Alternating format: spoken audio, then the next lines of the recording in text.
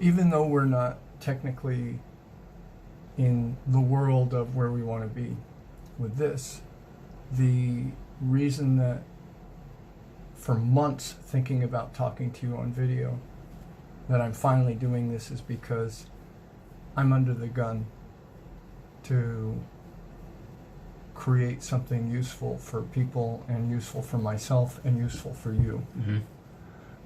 So maybe just for a very brief conversation today, do you want to give me a couple ideas what we're working on and why in today's session, or are you spilling the beans and that's going to ruin it for me? I could try to do that without spilling the beans. Cool. Let's see. Yeah, so I'll just say, I guess, like the general actions and the purposes of, say, what the various movements may be, without telling you specifically what you're going to do. Right. Well, I could, but that would take some of the fun out of it. Right. So then what about explaining very briefly why the element of surprise is useful? That's already a cool okay, topic. Yeah, sure. So so much of the work that we do with you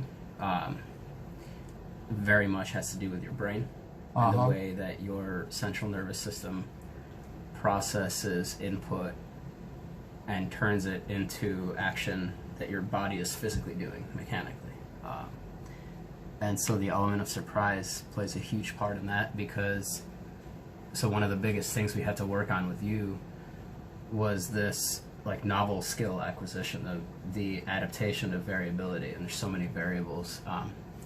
So essentially, you imagine a system, a closed system, say in this case it's you and the physical space you're interacting with, control all the variables except one, which would as closely as possible mimic the unpredictability of like the world around you when you're out in the world, right? So make you do really hard shit physically with that one variable that we're controlling for being, or rather that we're not controlling for being, surprise.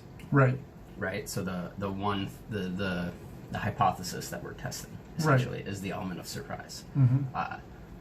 So in this case, it's not going to be a bunch of things you've never done before, plus the element of surprise, right? Because now you're putting the central nervous system under duress and trying to make it do a lot of different things that it's not good at. So you're better off doing a bunch of things you are good at in a way that's surprising, right? So now what you've got is one variable that you can essentially, in this closed system that you've created, stress adequately without worrying about stressors that are unaccounted for, like a new movement, or a movement that requires you to produce more force than you're comfortable with or whatever, and just stress that one neurological variable, which would be surprise. Okay. In the context of that, right? So that's the value with respect to today's session.